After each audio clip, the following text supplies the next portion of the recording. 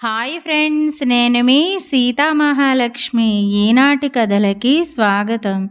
ఈరోజు మనం ధర్మ విజయం అనే చందమామ కథని చెప్పుకుందాం. కాపవరం అనే గ్రామంలో రాయుడు అనే ధనవంతుడు ఉండేవాడు. ధనంతో పాటు ఆయనకు గ్రామంలో ఎన్నో పంట పొలాలున్నాయి. ఆ పొలాలన్నింటినీ ఆయన పెట్టుబడి పెట్టి పేద రైతుల చేత సాగు చేయించేవాడు.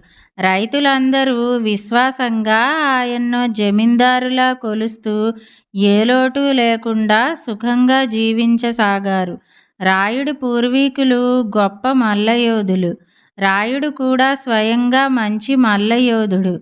ఆయన తన పూర్వీకులను సంస్మరించుకుంటూ ప్రతి ఏటా మల్లయుద్ధ పోటీలు పెట్టి బహుమతులిచ్చి మల్లులను ప్రోత్సహించడం చేత రాయుడి పేరు అందరికీ తెలియసాగింది. కాపవరం ఉప్పలపాడు జమీ గ్రామాల్లో ఒకటి. రాయుడు గురించి ఉప్పలపాడు జమీందారు కృష్ణభూపతి విన్నాడు. ఆయన దివానుతో, కాపవరం మన జమీలోనిదే గదా, కానీ రాయుడు మనకన్నా ఎక్కువ పేరు ప్రఖ్యాతులు సంపాదిస్తున్నాడని విన్నాను. దాన్ని అలా సాగనిస్తే మనకన్నా అతడు చుట్టుపట్ల గొప్ప ప్రసిద్ధుడైపోతాడు. మనం జమీందారులం కనుక అతడి పొలాన్ని చేజిక్కించుకునే మార్గం ఏదైనా ఆలోచించు అన్నాడు. దానికి దివాను వినయంగా, ప్రభూ, ఇటువంటి వాటిల్లో కయ్యము కన్నా వియ్యమే మేలు. రాయుడికి ఒక్కర్తే కుమార్తె, మంచి సౌందర్యవతి అని విన్నాను. మన యువరాజుకు కూడా పెళ్ళీడు వచ్చింది గదా, రాయుడి కూతుర్ని కోడల్ని చేసుకోండి అని సలహా ఇచ్చాడు. కృష్ణభూపతికి ఈ సలహా నచ్చింది. ఆయన అట్టహాసంగా బయలుదేరి కాపవరం వెళ్ళాడు. రాయుడు ఆయనను సాదరంగా ఆహ్వానించాడు. కృష్ణభూపతి రాయుడితో కొంతసేపు గ్రామ పరిస్థితిని గురించి మాట్లాడి తనతో వియ్యమందవలసిందిగా కోరాడు. ఇందుకు రాయుడు మందహాసం చేసి, ప్రభూ, మీరు జమీందారులు, నేను సామాన్యుణ్ణి. జమీందారీ వంశంలో నా కూతురు ఇమడలేదని నేను భావిస్తున్నాను. మరో విషయం ఏమిటంటే, నా చెల్లెలి కుమారుడికి ఇచ్చి చెయ్యాలని చిన్నతనం నుంచి అనుకున్నాము. ఆ ప్రకారం కొద్ది రోజుల క్రితం నిశ్చయతాంబూలాలు పుచ్చుకున్నాం. క్షమించండి అన్నాడు. జమీందారు కృష్ణభూపతికి చాలా కోపం వచ్చింది. పక్కన ఉన్న దివాను, రాయుడు సిరి రాబోతుంటే మోకాలొడ్డటమంటే ఇదే, రాజు తలుచుకుంటే దెబ్బలకు కొదవా అన్నాడు. రాయుడు భయపడి నీళ్లు నములుతూ, నన్ను కొంచెం ఆలోచించుకోనివ్వండి అన్నాడు. జమీందారు సరేనని తన పరివారంతో వెళ్ళిపోయాడు. కొంతసేపు సావధానంగా ఆలోచించాక రాయుడికి జమీందారు గురించి అంతగా పట్టించుకోవలసిన అవసరం లేదనిపించింది. ఒక మంచి ముహూర్తం చూసి తన కుమార్తె వివాహం మేనల్లుడితో జరిపించేశాడు. జమీందారు ఇది చాలా అవమానంగా భావించాడు. ఆయన దివానుతో, వియ్యం పేరుతో నన్ను కాపవరం తీసుకెళ్లారు.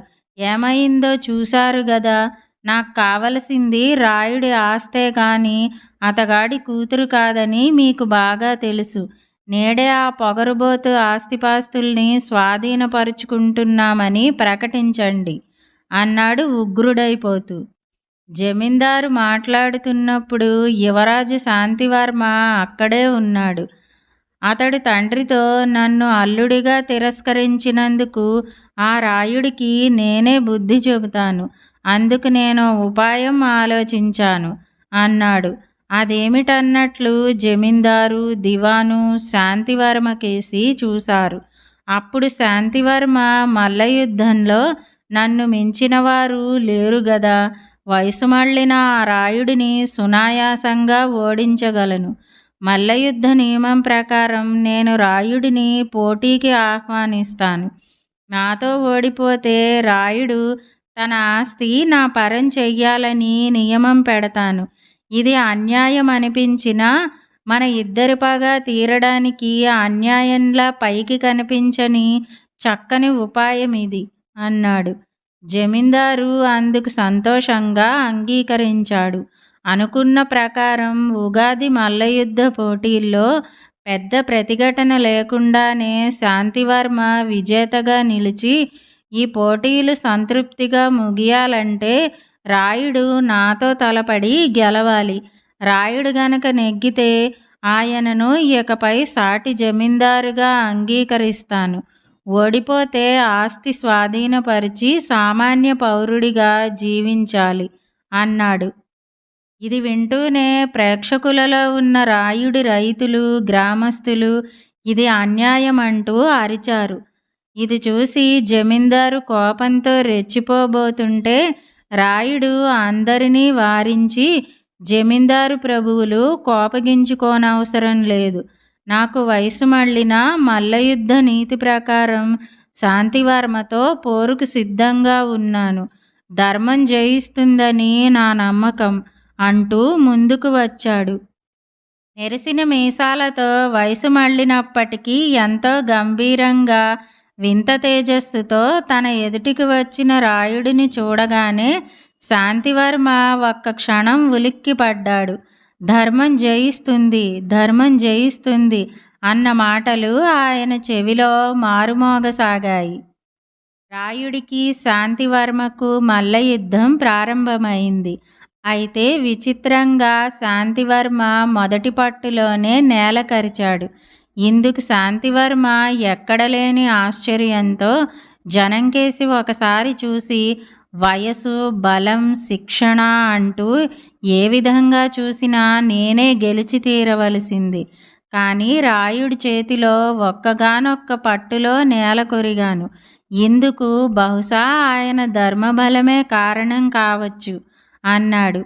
జమీందారు కృష్ణభూపతి ఊహించని ఈ పరిణామానికి మనసులో బాధపడుతూనే చేసేది లేక రాయుడిని అభినందించి కుమారుడితో ఉప్పలపాడు తిరిగి వెళ్ళిపోయాడు. రాయుడు ఎప్పటిలాగే రైతులను ఆదరిస్తూ చాలా కాలం సుఖంగా జీవించాడు. ఇదండి ధర్మ విజయం అనే కథ.